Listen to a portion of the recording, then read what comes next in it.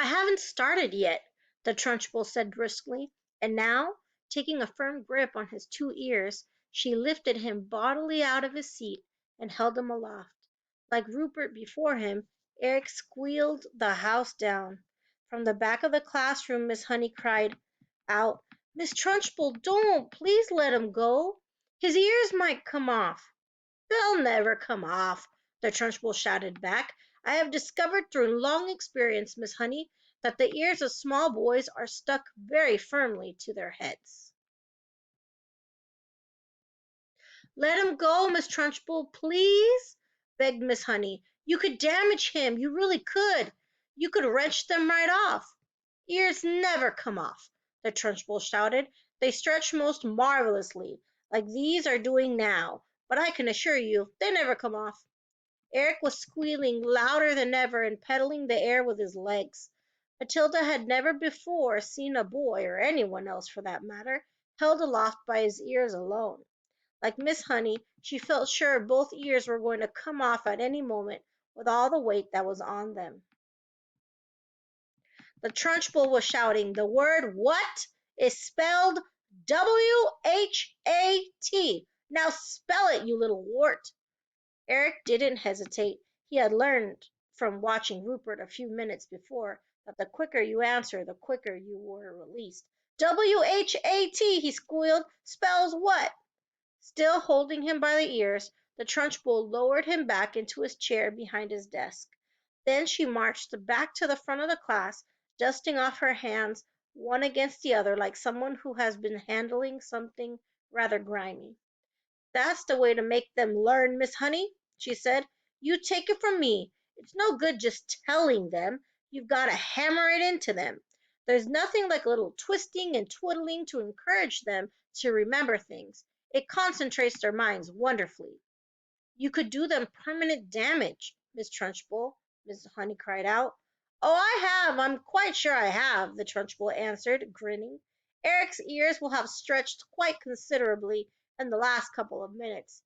They'll be much longer now than they were before. There's nothing wrong with that, Miss Honey. It'll give him an interesting pixie look for the rest of his life."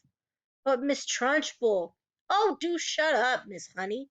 You're as wet as any of them. If you can't cope in here, then you can go and find a job in some cotton wool private school for rich brats. When you have been teaching for as long as I have, you'll realize that it's no good at all being kind to children. Read Nicholas Nickleby, Miss Honey, by Mr. Dickens. Read about Mr. Wackford Squeers, the admirable headmaster of Dotheboys Hall. He knew how to handle the little brutes, didn't he? He knew how to use the birch, didn't he? He kept their backsides so warm you could have fried eggs and bacon on them. A fine book, that. But I don't suppose this bunch of morons we've got here will ever read it, because by the look of them, they are never going to learn to read anything." "I've read it," Matilda said quietly. The Trunchbull flicked her head around and looked carefully at the small girl with dark hair and deep brown eyes sitting in the second row. "What did you say?" she asked sharply. "I said I've read it, Miss Trunchbull." "Read what?" "Nicholas Nickleby, Miss Trunchbull." "You are lying to me, madam," the Trunchbull shouted, glaring at Matilda. "I doubt there is a single child in the entire school who has read that book, and here you are, an unhatched shrimp, sitting in the lowest form there is, trying to tell me a whopping great lie like that. Why do you do it? You must take me for a fool. Do you take me for a fool, child?" "Well," Matilda said. Then she hesitated.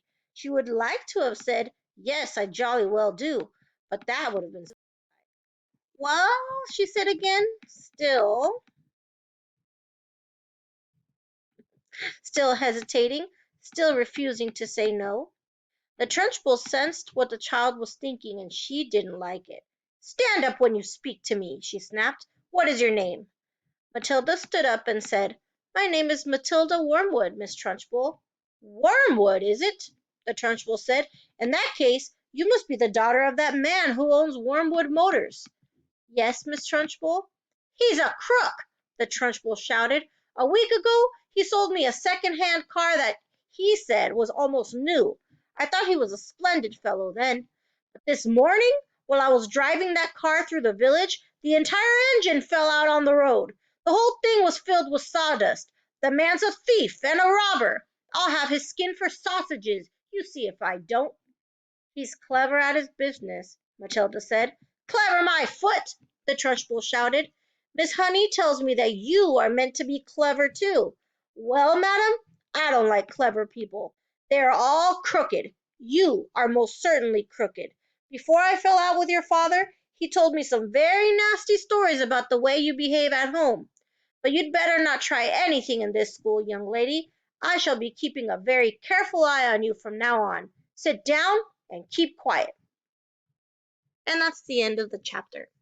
So we have to remember that Matilda and her class, they're kindergartners. And Miss Trunchbull expects them to know how to spell words, how to multiply numbers. We still have students in fourth grade struggling with multiplying numbers by memory. So Miss Trunchbull, she is mean. She's crazy. And the things that she would do, no one would believe it. So the kids really are being bullied by this headmistress, by this principal.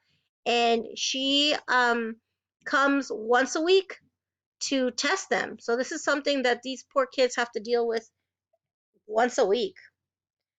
See you next time.